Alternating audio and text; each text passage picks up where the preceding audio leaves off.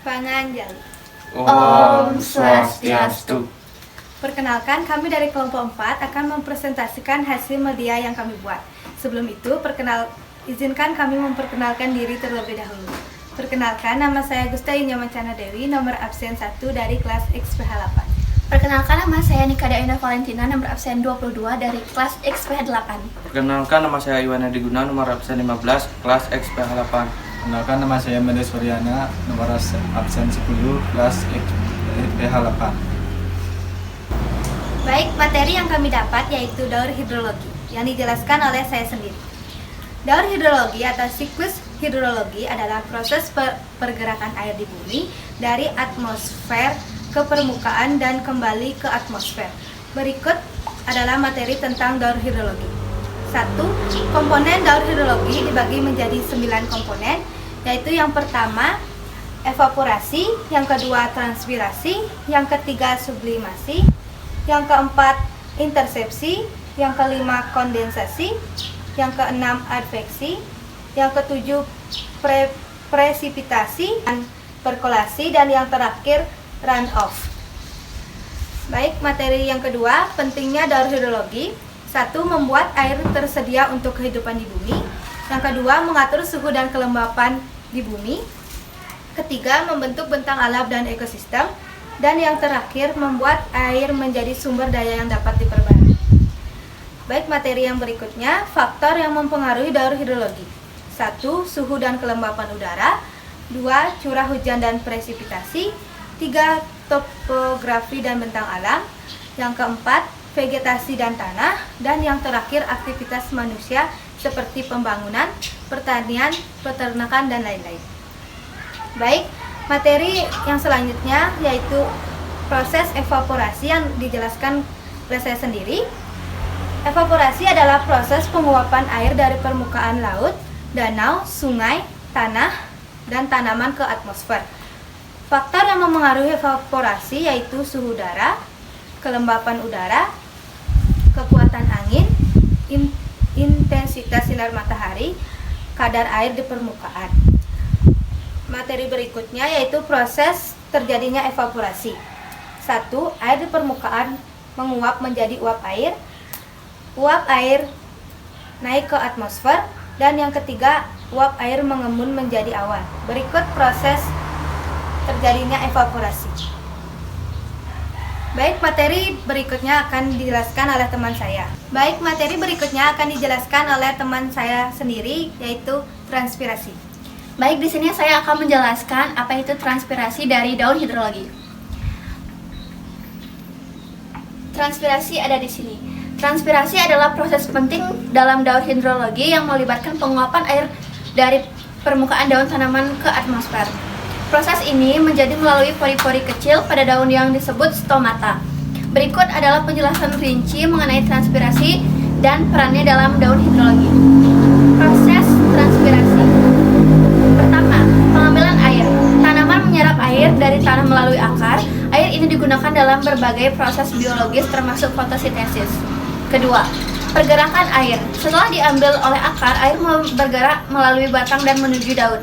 Selama perjalanan ini, sebagian air akan terbuang melalui proses transpirasi. Ketiga, penguapan. Penguapan di permukaan daun, air yang berada dalam sel-sel daun akan menguap ke atmosfer melalui stomata. Stomata dapat membuka dan menutup untuk mengatur kehilangan air, tergantung pada kondisi lingkungan seperti kelembapan dan suhu. Faktor-faktor yang mempengaruhi transpirasi yaitu ada suhu. Suhu yang lebih tinggi meningkatkan laju penguapan sehingga meningkatkan transpirasi. Kedua, kelembapan udara. Kelembapan udara yang rendah di udara akan mendorong lebih banyak air untuk menguap dari daun. Ketiga, kecepatan angin. Angin yang lebih kencang dapat menghilangkan uap air dari sekitar daun meningkatkan laju transpirasi. Keempat, ketersediaan air. Jika tanah kering, tanaman mungkin mengurangi pembukaan stomata untuk menghemat air sehingga menurunkan laju transpirasi. Peran-peran transpirasi dalam daun hidrologi. Pertama, pengaturan kelembapan. Transpirasi membantu mengatur kelembapan udara di sekitar tanaman dan mengontribusi pada pembentukan awan melalui proses kondensasi. Kedua, siklus air. Air yang terlepas ke atmosfer melalui transpirasi berkontribusi pada total uap air yang ada di atmosfer, mendukung proses evaporasi dan presipitasi dalam daun hidrologi. Ketiga, dampak pada iklim.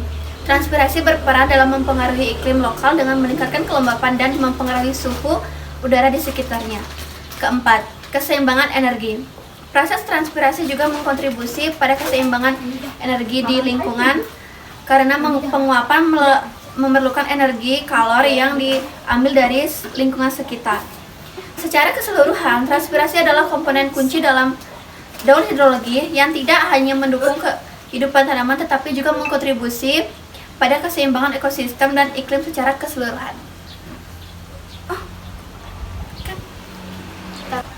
Baik, materi yang ketiga yaitu sublimasi yang dijelaskan oleh teman saya. Baik, di sini saya akan menjelaskan sublimasi daun hidrologi.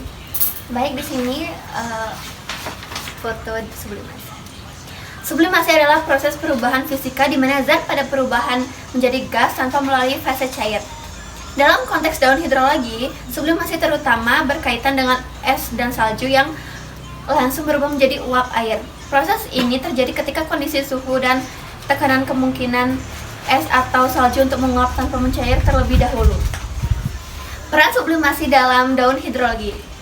Sublimasi dapat terjadi di daerah yang dingin, terutama di penggunungan atau daerah bersalju, di mana salju atau es dapat langsung berubah menjadi uap air.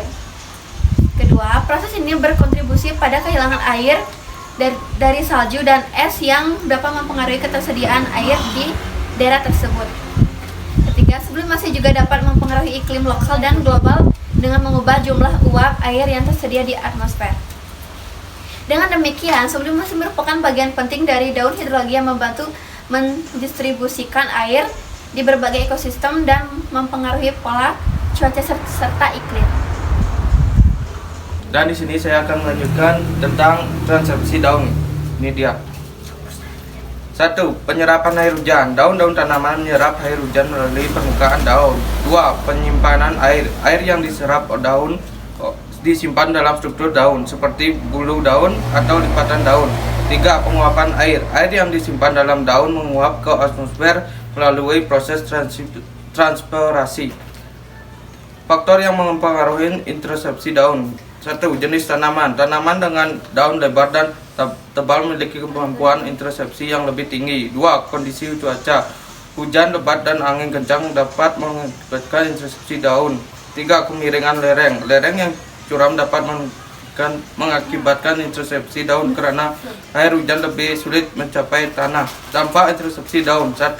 Mengurangi aliran permukaan. Intersepsi daun dapat mengurangi jumlah air yang mencapai tanah sehingga mengurangi aliran permukaan. 2. Mengatur siklus hidrologi. Intersepsi daun dapat membantu mengatur siklus hidrologi dengan mengatur jumlah air yang mencapai tanah dan menguap ke atmosfer. Dan saya akan melanjutkan dengan proses kondensasi. Dan ini contohnya. 1. Penguapan. Air dari permukaan laut, sungai, danau, dan tanah menguap ke atmosfer sebagai uap air. 2. Pendinginan. Uap air yang atmosfer mengalami pendinginan karena ketinggian atau perubahan suhu. 3. Kondensasi. Uap air yang telah didinginkan berubah menjadi titik-titik air atau es membentuk awan. Faktor yang mempengaruhi kondensasi. 1. Suhu. Suhu udara yang lebih rendah mempercepat proses kondensasi. 2. Kelembapan. Kelembapan udara yang lebih tinggi mempercepat proses kondensasi. 3. Ketinggian. Ketinggian yang lebih tinggi mempercepat proses kondensasi karena suhu udara yang lebih rendah. 3. Dampak kondensasi. 1. Pembentukan awan. Kondensasi membentuk awan yang dapat menghasilkan hujan atau salju. 2. Siklus hidrologi. Kondensasi memainkan peran penting dalam siklus hidrologi dengan mengembalikan air ke permukaan bumi. 3. Pengaturan suhu. Kondensasi juga mengatur suhu bumi dengan menghilangkan panas dari atmosfer.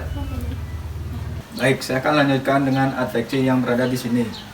Adveksi. 1. Pengertian. Adveksi adalah pergerakan uap air di atmosfer dari suatu tempat ke tempat lain. 2. Faktor. Dipengaruhi oleh angin dan gradien tekanan udara. 3.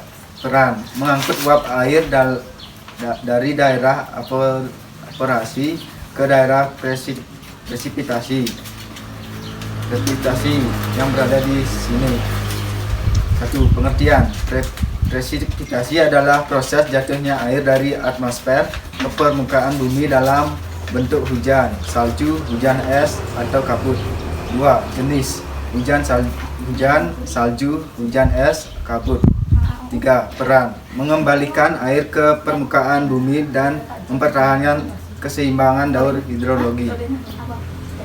Om Swastiastu. Perkenalkan, nama saya Iwayan Ardis Kusna, nomor absen 16, kelas 10 PH8. Saya dari kelompok 4. Baik, materi selanjutnya adalah infiltrasi. Berikut adalah intisari materi tentang runoff dan infiltrasi dari materi daur hidrologi. Runoff. 1. Pengertian runoff yaitu mengalirnya air hujan di permukaan bumi yang berasal dari tempat tinggi ke tempat yang lebih rendah, yaitu proses aliran air di permukaan tanah ke sungai, danau, atau laut. 2. Faktor kemiringan tanah, jenis tanah, dan intensitas hujan. 3. Peran mengalirkan air ke badan air dan mempertahankan keseimbangan daur hidrologi. Infiltrasi. 1. Pengertian proses meresapnya air ke dalam tanah. 2. Jenis tanah, kemiringan tanah, dan intensitas hujan. 3. Mengisi akuifer dan mempertahankan keseimbangan daur hidrologi. Sekian dari saya. Baik, kesimpulan dari materi kami yaitu daur hidrologi. 1. Air di permukaan bumi menguap ke atmosfer melalui evaporasi dan transpirasi. Kedua, uap air di atmosfer mengembun menjadi awan melalui kondensasi. Yang ketiga, awan jatuh ke permukaan bumi dalam bentuk presipitasi. Keempat, air yang jatuh ke permukaan bumi dapat meresap ke dalam tanah melalui infiltrasi. Yang kelima, air yang meresap ke dalam tanah dapat menjadi air tanah melalui perkolasi. Dan yang terakhir, air yang tidak meresap ke dalam tanah dapat mengalir di permukaan tanah ke sungai, danau, atau laut melalui runoff. Sekian presentasi dari kelompok kami. Jika ada kesalahan kata, mohon dimaafkan. Ditutup dengan Pramo Santi. Om Santi Santi Santi Om. Om. Terima kasih.